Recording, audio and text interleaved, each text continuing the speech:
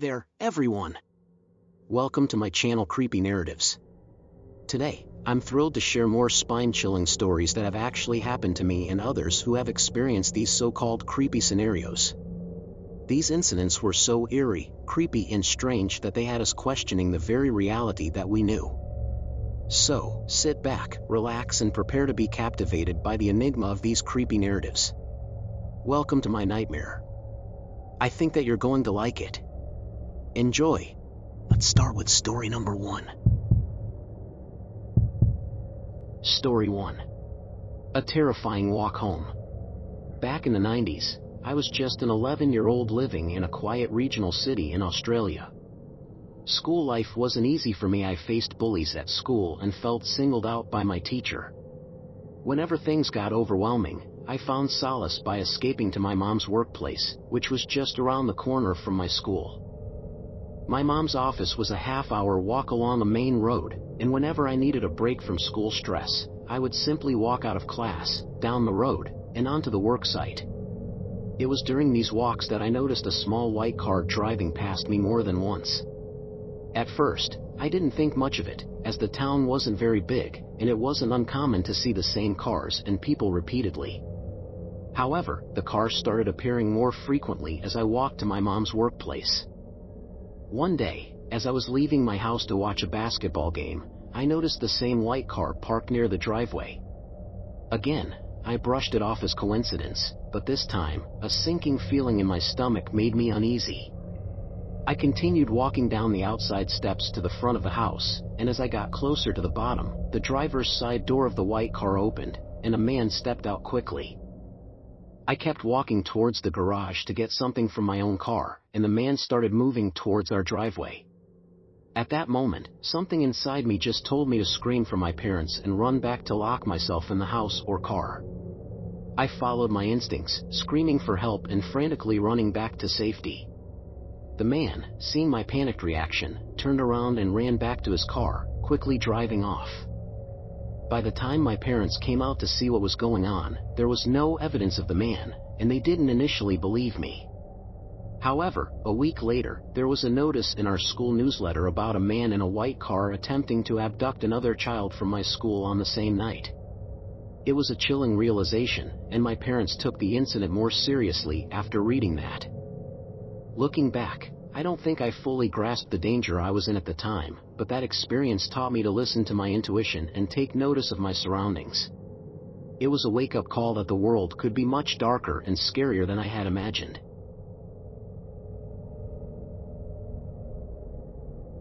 Let's go to story number 2. Story 2. Chilling screams in the night.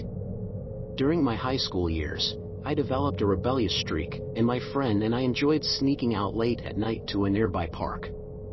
This park was close to both of our houses and was a popular hangout spot for teenagers like us. We felt like we were living on the edge, escaping the confines of our homes and wandering the park's eerie, shadowy paths in the dead of night. One night, as we were hanging out on a picnic table at the park, we noticed two figures in the distance. A man and a woman were walking towards the nearby canyon, which stretched along 3/4 of the park's perimeter. We didn't think much of it initially and continued chatting, thinking they were just another couple seeking some privacy.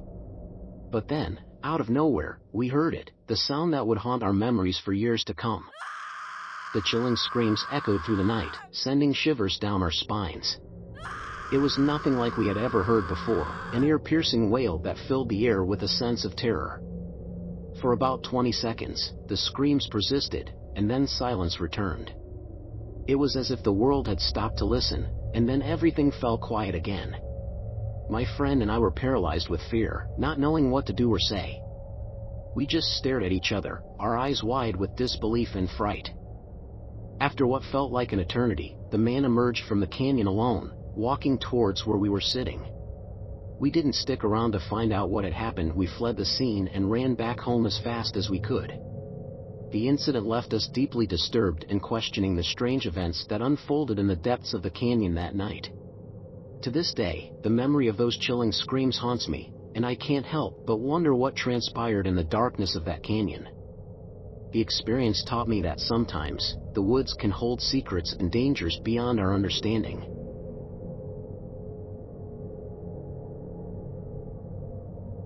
Are you ready for story number 3? Story 3. A disturbing encounter at the motel. Hiking and exploring the outdoors have always been my passion, and I often find solace in the beauty of nature.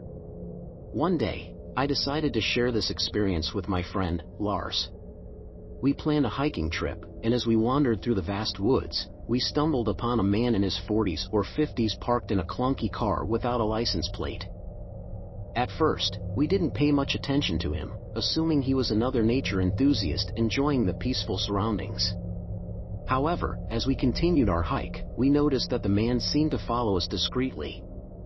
Feeling a growing sense of discomfort, we decided to leave the woods and check into a nearby motel for the night. That evening, as we were checking into the motel, we were shocked to see the same man in the lobby, now clothed but with torn clothes. He seemed disoriented and troubled. We quickly went to our room and locked the door, hoping to distance ourselves from the stranger. As we settled in for the night, I couldn't shake off the feeling of unease that clung to me. Was the man following us intentionally? What did he want from us? It was hard to find peace in such a troubling situation. Later that night, Lars wanted to step outside for a cigarette, and I decided to join him.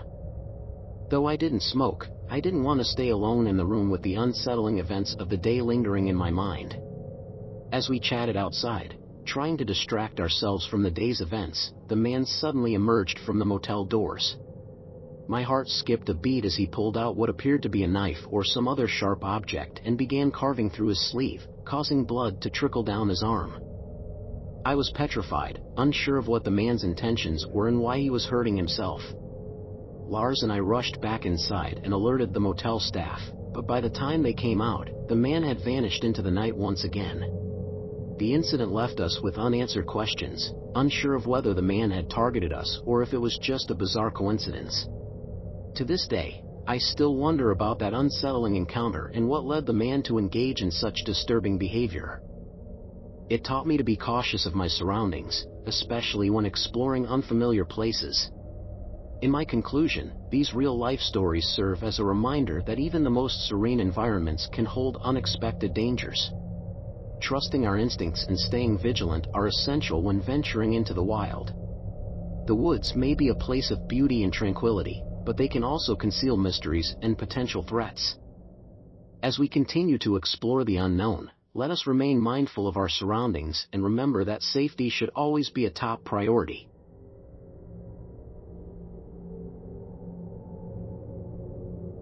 Let's continue with story number 4. Story 4. Unsuspected encounter. I arrived in a major U.S. city during the pandemic, seeking new beginnings amid the unusual circumstances. With not much happening in town, I developed a routine of enjoying beers and food at the local lakeside park. This serene spot provided the opportunity to meet a diverse range of people. One day, as the new year was just beginning and the weather was fairly mild, I ventured down to the lake. Armed with a sandwich and a couple of cold beers, I settled under a cluster of trees that were both sheltered from the occasional drizzle and inconspicuous to passers-by. I was engrossed in a true crime podcast, lost in the chilling narratives. As I lounged there, I noticed a man approaching from a distance. Instinctively, I suspected he was going to ask for a cigarette. He appeared peculiar even from afar, so I decided to hand over a cigarette just to avoid any potential confrontation and let him go on his way. He introduced himself, and we delved into a meandering conversation. There was something undeniably off about him, but the conversation itself remained relatively mundane. I had an unsettling feeling that I needed to keep things amiable to avoid any unpleasant outcomes. After 2 hours of chatting about various topics, I finally managed to excuse myself and make my exit. Less than a week later, I was unwinding with a post-work beer at a nearby bar when I heard a voice that sent shivers down my spine. I glanced up and saw him, the strange man from the park. I told myself that if he attempted to corner me for another conversation, I'd immediately seek refuge with the bartender to get rid of him. I had come to the bar to relax, not to engage in conversation. Fortunately, it didn't come to that. The man started complaining vociferously about the TV, the music, and the bar's prices. His complaints reached such an extreme that the bartender had no choice but to escort him out of the establishment, all without him noticing me. It was clear that when this man grew angry, he could become dangerously aggressive. I had no doubt that I had made the right call in avoiding him. A few weeks later, the bartender shared a shocking story with me. He had encountered an old-time regular who appeared shaken and bewildered. The regular had explained that while walking in the park, he had been approached by a man who recognized him. "Hey, you're Chris, the regular from the bar back in the day," the man had claimed. However, Chris vehemently denied any knowledge of this stranger or their supposed connection. It turned out that this man had a chilling history. 3 decades ago, he had abducted a woman, keeping her alive long enough to extract information needed for ATM withdrawals using her bank card. He had then brutally murdered her and discarded her lifeless body. His downfall had been his reckless use of the victim's car, still stained with her blood, to make daily withdrawals from the same ATM. When he was eventually apprehended, he had brazenly boasted that they would never locate the victim's remains. To my astonishment, the bartender and I managed to corroborate this horrifying tale through online articles, complete with a mugshot of the man looking much younger. It was undeniably him, and the park encounter with this unsuspecting predator sent shivers down my spine, forever changing my perception of the world around me.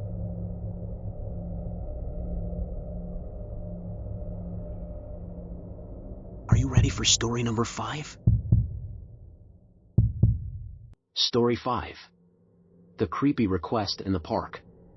Back when I was a teenager, around 15 or 16 years old, I had an eerie encounter that has haunted me ever since. It was a few years ago, and I had just seen a friend off at the train station.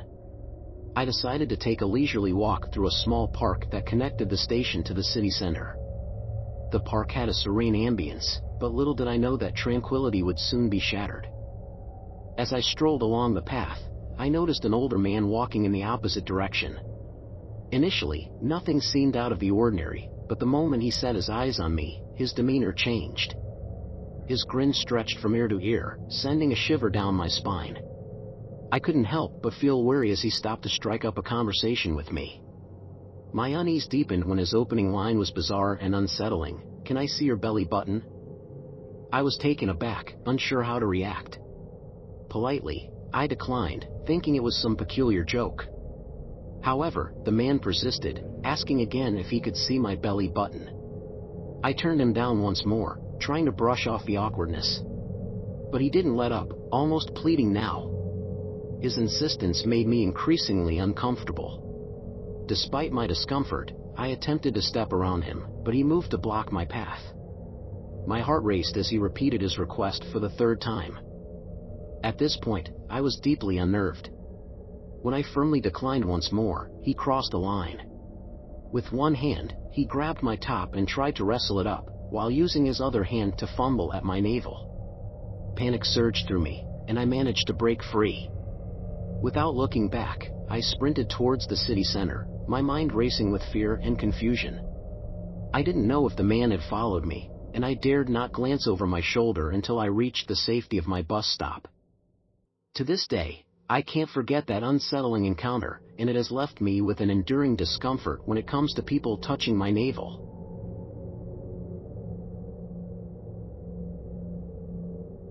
It's time for story number 6. Story 6. The Strange Neighborhood. My husband and I, along with our 2 young kids, embarked on a move to a new city. The process was nothing short of chaotic, with toddlers in tow and a house filled with boxes waiting to be unpacked. We were eager to settle into our new home, but the unpacking process was proving to be quite the ordeal, especially with our restless children. After making sure the kids' toys were readily accessible, we were left with a dilemma. Our little ones were becoming increasingly restless, and the prospect of them accidentally breaking something during our unpacking frenzy was a nightmare in the making. Kids, after all, often seemed more interested in boxes and items that weren't their toys. Our collective restlessness and agitation reached its peak, and I had an idea. Why not take the kids to a nearby park, allowing them to expend their pent-up energy and perhaps even make some new friends from the neighborhood? I remembered a fantastic park from my own childhood, one that appeared like a colossal castle with numerous swings, tire tunnels, and more. It seemed like the perfect solution. My husband and I quickly searched for directions, got into the car, and headed to the park on a sunny weekend. As we approached our destination, it became apparent that the neighborhoods surrounding the park had seen better days. The aftermath of hurricanes in the early 2000s had taken its toll, and many residents were still struggling to rebuild their homes. Our drive to the park took us through areas marked by dilapidated houses and signs of neglect. It was disheartening to witness the decline of what had once been a vibrant community. Just as we were about to reach the park, we stopped at a red light near a bus stop. On the other side of the road, there stood an older woman dressed in tattered clothing, waiting for the bus. Compassion stirred within me, and I considered offering her a bottle of water, especially on such a sweltering day. The oppressive southern heat in spring can be relentless. My husband was initially hesitant as I rolled down the driver's window, but I was determined to extend a helping hand. Before I could utter a word, the woman's demeanor shifted abruptly. She began screaming at us, spewing vulgarities and incoherent threats. Her behavior was both startling and disconcerting. My husband and I exchanged alarmed glances, realizing that the situation had taken a sharp and unsettling turn. Fearing for our family's safety, we swiftly decided that this wasn't the right time or place for a charitable gesture. We continued on to the park, our minds troubled by the disturbing encounter with the woman at the bus stop. When we reached the park, the once beloved childhood oasis, it was a stark disappointment. Neglect and time had left their mark, and the park was a shadow of its former self. Despite our reservations, we allowed the kids to play, always vigilant for any potential hazards. Over the years, we had developed a habit of meticulously inspecting playgrounds for hidden dangers, such as discarded needles or sharp objects. Thankfully, my husband found nothing amiss, and we began to relax, watching our children enjoy themselves. However, the unsettling encounter with the woman at the bus stop lingered in the back of our minds. Suddenly, she reappeared, emerging from one of the playground tunnels in a peculiar, unnerving manner. Her raspy voice muttered incomprehensible words, and fear once again gripped our hearts. It was evident that something was terribly amiss. I decided it was time to leave, but she blocked our path, her presence casting a dark shadow over the once familiar park. As she continued to advance toward us, her behavior grew increasingly erratic. We called the police, and I attempted to reason with her while maintaining a safe distance. It was a tense situation, and our focus remained on protecting our family. The police arrived and apprehended the woman, who had threatened our family and displayed erratic behavior. Our fears were not unfounded, and it was a relief to see her taken into custody. Despite the resolution, the encounter had left an indelible mark on us, and we decided to avoid that park in the future, preferring safety and peace of mind over nostalgia.